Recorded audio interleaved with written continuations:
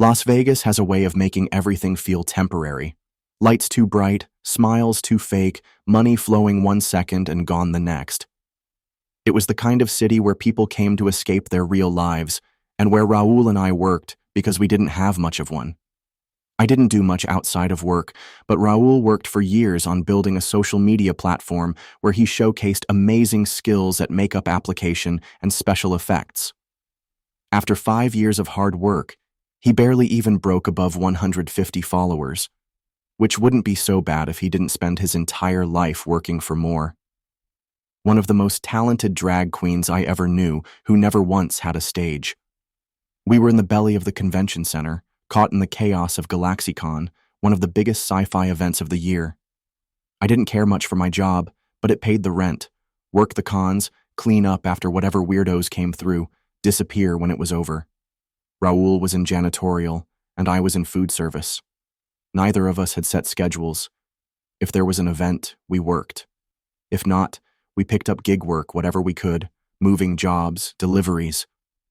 Raul griped all morning, pushing a mop across the endless stretch of tile. You ever notice these conventions bring out the worst smells?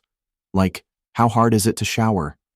I'm out here wiping up some guy's spilled blue soda, and he smelled like he's been marinating in armpit juice for a week. I smirked. I don't know. Maybe he's just committed to the bit. Maybe his character's supposed to stink. Then he nailed it. I went back to setting up my station, a glorified food court counter. Today's specialty, overpriced nachos and plastic cheese. It wasn't my worst gig, but it was close. The line already started forming. Excitable fans, faces glowing with the thrill of make-believe. A guy dressed as some kind of cyborg handed me a crumpled 20. "1 galactic battle platter, please." I slid his tray of nachos forward. "Sure." He took them with a grin. "You ever think about how small we are compared to the universe? Like, really think about it?" I raised an eyebrow. "Every day." He nodded solemnly, then shuffled off like I'd just told him the secrets of the cosmos. The line moved forward. More costumes, more plastic trays, more money exchanging hands. I kept my head down and worked. Then, out of the corner of my eye, I noticed him. A guy stood just beyond the food court, half hidden behind a banner for some sci-fi movie I'd never heard of. Green skin, dark, piercing eyes, jet black hair slicked back. He looked like some of the other attendees dressed up playing a role, but something about him was different. It wasn't only the costume, though, it was damn good. His skin shimmered faintly under the overhead lights, like the color ran deeper than normal makeup. But it was the way he kept scanning the room, tense, searching for something unseen. A cosplayer, probably, but not enjoying it. He shifted, catching me looking. Our eyes met for half a second before he turned away, disappearing into the crowd. Weird. A voice cut over the intercom, calling for security to the east gate. Something was happening on the other side of the convention center. I barely paid attention. Weird things happened at every event. Drunk attendees, fights over collectibles, people having breakdowns in full-body costumes. Nothing ever involved me. At least, not until later. The lunch rush started to die down when he appeared again. This time, he wasn't lingering at a distance. He was rushing straight for me. His dark eyes flicked wildly around the food court, as if expecting something to lunge at him from the crowd. He gripped the counter like it was the only thing keeping him upright. "Please," he panted. "My name is Zealous, and I need your help." I blinked. I'd seen desperate customers before, people begging for a refund or demanding extra cheese. But this wasn't that. "Dude, I just serve food. What's your—" "Someone is following me." His voice was tight, barely above a whisper. His breath came fast and shallow, and now that he was close, I could see a faint sheen of sweat on his temple. He was scared. Not cosplay scared, real scared. I frowned. "Who's following you?" Then I saw them. 2 men in dark suits standing at the entrance of the food court. They weren't looking around like normal guests. They were scanning, calculating. Their movements were too precise, their eyes too sharp. Not security, not vendors, something else. Zalis went rigid, his green fingers clenched on the counter. My stomach made a slow, uneasy turn. I didn't know what the hell was happening, but I could feel something was wrong. I looked back at the agents, then back at Zalis. I didn't know him. I didn't know why he was running, but my gut told me if he was afraid of them. Maybe he had a good reason. "Get behind here," I said, gesturing to the counter. Zalis didn't hesitate. He ducked down, squeezing himself into the tight space beneath the register. I grabbed a crate of soda cans and shoved it in front of him, enough to obscure the view from the other side of the counter. Then I turned back to the front as the agents approached. One of them pulled out a folded photo, holding it up. "Have you seen this man?" I barely glanced at it. I didn't need to. I already knew who was in that picture. I shrugged, forcing a bored expression. Looks like half the guys at this convention. The agent's gaze locked onto me, studying my face. Too long. Too sharp. I fought every instinct to fidget, keeping my hands steady as I wiped a perfectly clean tray. But a lifetime of remaining calm in the face of chaos has taught me well. From the corner of my eye, I saw Raoul watching, his form stilled, his arms crossed. The agent exhaled through his nose, then slid the photo back into his pocket. "If you see him," he said coolly, "report it to security right away." "Yeah, sure." They lingered a second longer before moving on, questioning the next food vendor. I let out a slow breath, every muscle in my body still coiled tight. As soon as they were far enough away, I crouched down behind the counter. Zalis was curled in the cramped space, breathing fast. "All right," I said. "You owe me some answers." He exhaled shakily. "Not here." His voice was urgent, pleading. "Please, can you take me somewhere?" I scratched the back of my head. "I can't leave just like that. Where would I take you anyway?" "Anywhere," he said desperately. "Anywhere safe." Then Raoul walked up, arms crossed. His expression was a mix of confusion and growing concern. "Okay," he said slowly. "I've been watching from the corner. What the hell is going on?" Before I could answer, Zalis peeked up from behind the soda crate. His green-tinged face was drawn tight with fear. Raoul took one look at him, then at me. "Oh, hell no!" I ran a hand through my hair, feeling the weight of a very, very bad decision pressing down on me. Then Raoul said, "Isn't that the guy they're looking for?" I didn't know what I'd gotten myself into. Raoul was pissed.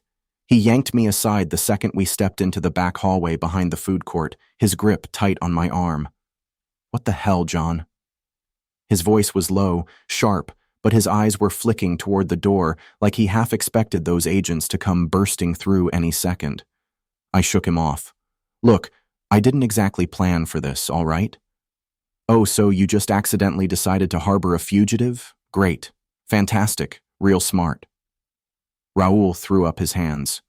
"You don't even know who he is. He could be dangerous." He wasn't wrong. But I looked over at Zalis. He was breathing like he'd just run a marathon, but his hands were shaking too much for it to be only exhaustion. This wasn't someone putting on an act.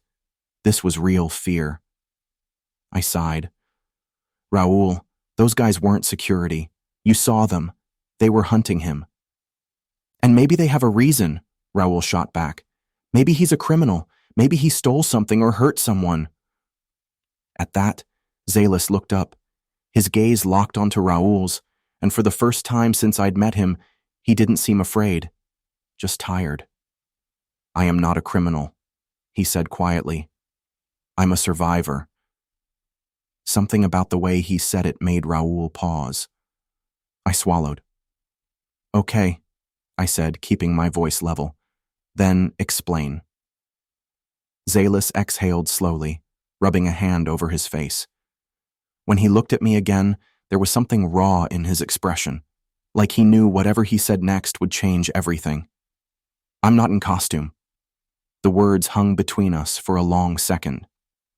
What? Raoul finally said flatly. Zalis let out a short breath, then reached up and tried to wipe the green off. Except it wouldn't move. None of it. Almost like it wasn't makeup. Because it wasn't makeup. It was his actual skin color. Raoul took a step back, his face going pale. Nope, I'm done. He turned, heading for the door. I'm out. This is too much. Raoul. He froze. I didn't know why I said it. I didn't believe in aliens, right? I wasn't some conspiracy guy. I didn't even like science fiction. But the thing I'd just seen? That wasn't a trick. It was real. Raoul turned back slowly, eyes locked on Zalis like he might explode. Say it. Say what you are. Zalis swallowed hard. I am not from your world, he admitted, and I am being hunted. I didn't breathe for a second. Neither did Raoul. Then he threw up his hands again. Unbelievable. I rubbed my temples. Look, we can freak out later. Right now, we need to go. Raoul laughed, a sharp, humorless sound. Go where? Oh yeah, let's just walk out the front door. That won't be suspicious at all. We don't have a choice. Yes, we do, Raoul glared at me. We let him go. We pretend we never saw him. We go home, and we forget any of this happened. I exhaled slowly. You think those guys are just gonna let us go? That shut him up. They have our names now, Raoul. They know where we work. They'll figure out where we live. You want to sit around and wait for them to come knocking? Raoul clenched his jaw, but he didn't have a comeback this time, because we both knew I was right. I need time, Zalis said suddenly. We both turned to him. Time for what? I asked. Zalis hesitated. His fingers twitched against his arm, a nervous tick. To send a distress signal, he said finally, to my people. If I can reach them, they'll come for me. Raoul let out a breath. Oh, great, because that's exactly what we need. More aliens. Zalis flinched at that, and for some reason it made me angry. We need a place to lay low, I said, ignoring Raoul's sarcasm. Somewhere cheap, off the grid. Raoul let out a long, slow breath. He still looked like he wanted to bolt. But after a moment, he pinched the bridge of his nose. God damn it, which meant he was in. I nodded. All right, I said, forcing a breath past my tightening chest. Let's get the hell out of here. Stop home really quick and then we're out. The motel was the kind of place people went to rent by the hour. The kind of place where you could park in the back and not be seen from the road. It sat off the highway, the neon sign flickering vacancy, except only half the letter were lit. The room smelled faintly of bleach and something older, something that soaked into the walls years ago and never quite left. The bedspread was patterned in ugly brown swirls, and the TV was bolted to the dresser like they expected someone to steal it. It wasn't much, but at least no one was looking for us here. Raoul paced near the window, peering out through the curtains every few minutes. He hadn't said much since we left the center, but his shoulders were stiff and his fingers tapped against his arm. Zalis, on the other hand, sat on the edge of the bed, staring at his hands.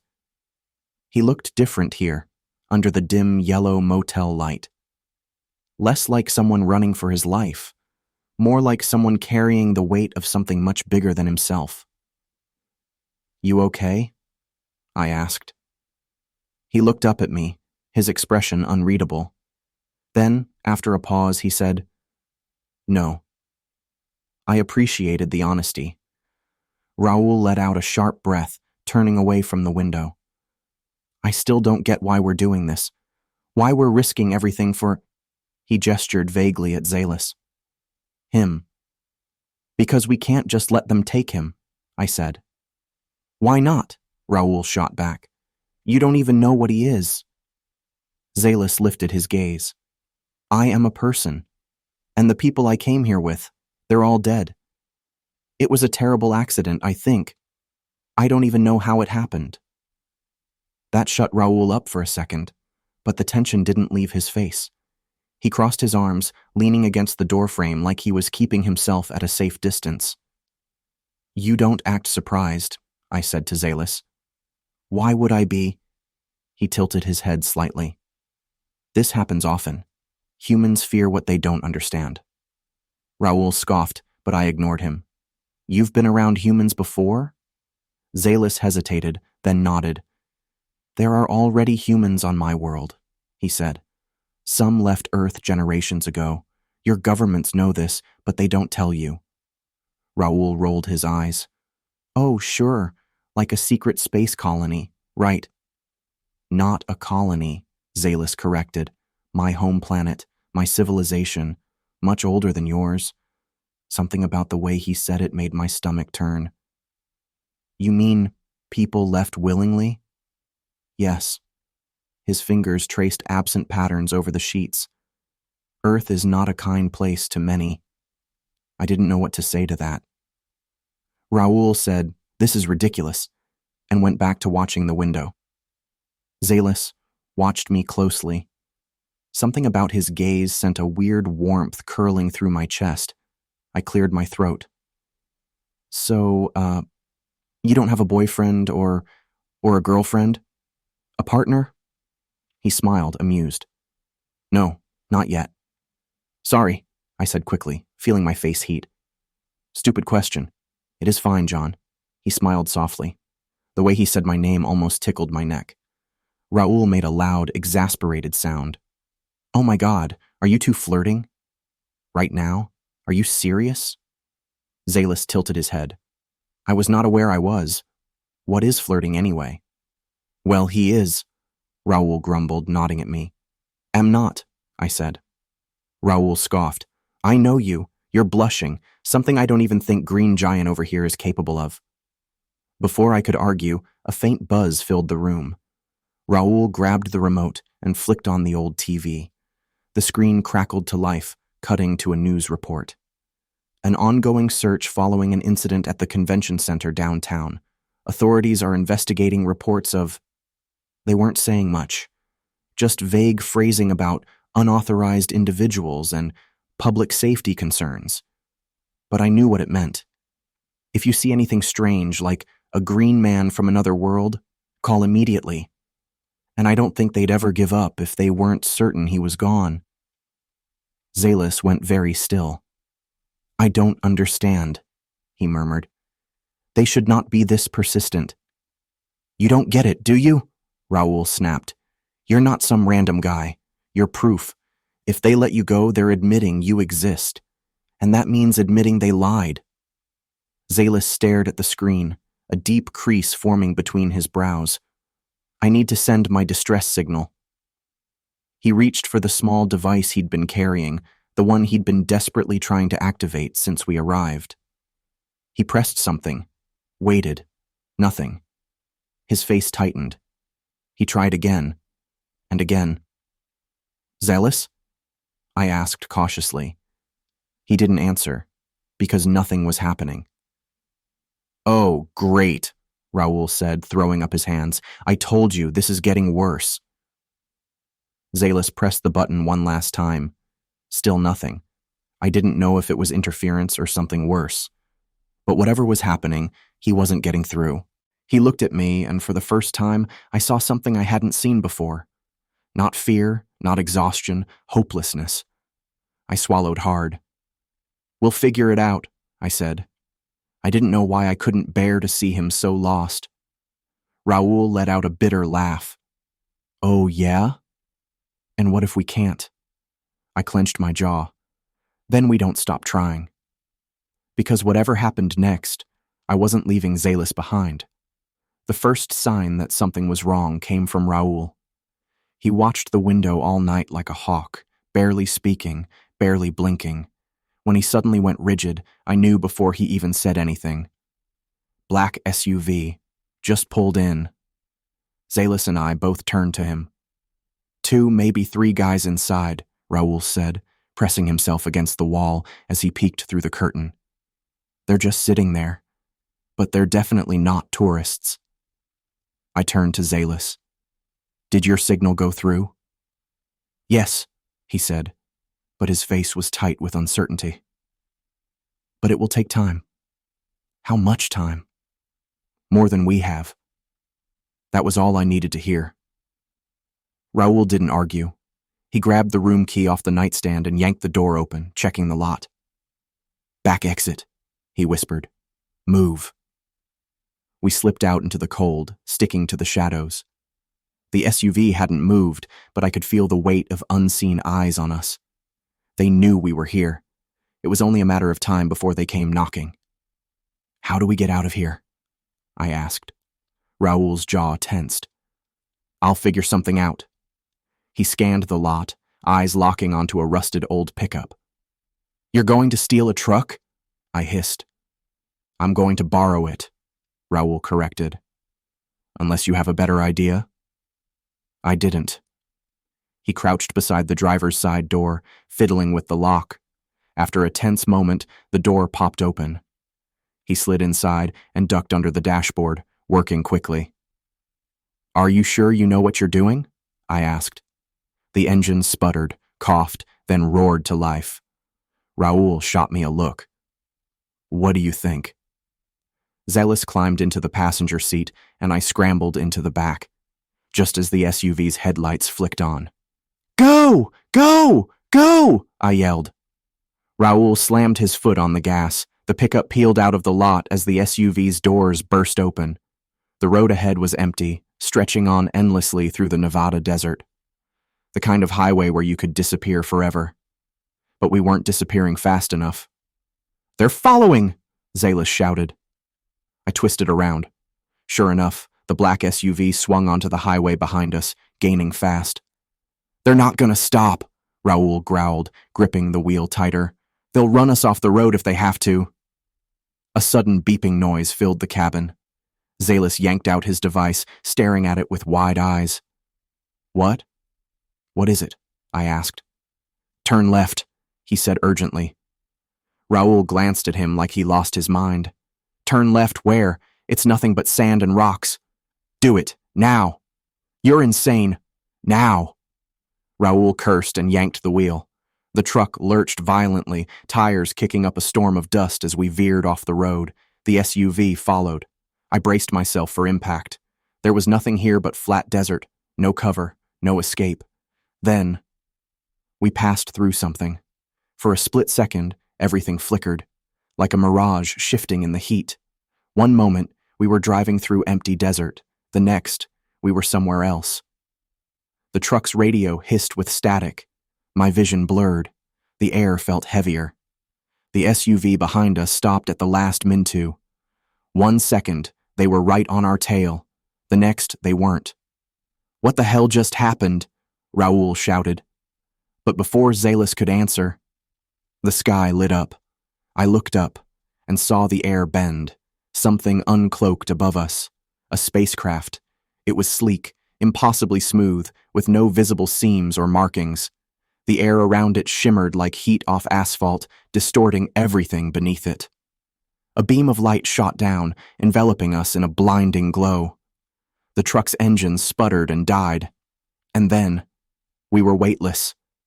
I felt the ground drop out from under us as we were lifted, higher and higher, the desert shrinking below. Raoul swore violently. Zealous, for the first time since I met him, looked relieved. "We made it," he breathed. I barely heard him over the sound of my own racing heartbeat.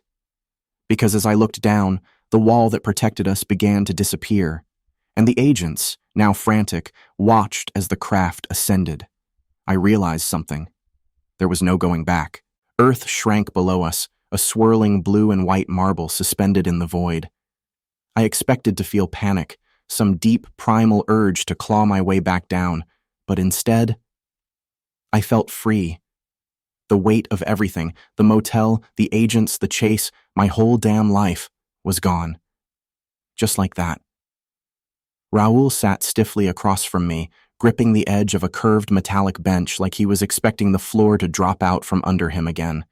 He let out a dry, humorless laugh. "Well, I didn't see my life going this way." "Yeah?" I said. "What exactly did you see happening?" "I don't know." He exhaled sharply. Getting fired. Maybe moving to Colorado. Not. He gestured vaguely. This. Zalis sat beside me, watching me closely. His expression was unreadable, but his eyes had that same quiet intensity from before, like he was still trying to figure me out. You do not seem afraid, he said at last. I turned away from the shrinking earth, meeting his gaze. Should I be? He tilted his head slightly, considering. Most people would be. But I need you to understand here and now, you both are free to go back anytime you want. Well, I said, leaning against the cold wall, maybe I'm not most people. Raoul snorted. Zalis' lips curled slightly, not quite a smile, but close. The ship hummed beneath us, a deep vibration that settled into my bones. Through a viewport to my right, the stars stretched endlessly in every direction. No borders, no limits. It was amazing. Through all of this, I never imagined going to space. Even Raoul was silent for several minutes as he gawked through the window at endless ideas. So, I said, breaking the silence, what happens now? Zalis watched me for a long moment, then finally spoke. Now? His voice was softer than before, almost amused. You're free to find meaning in whatever you want. The ship surged forward, the stars outside blurring into streaks of light. And then, we were gone.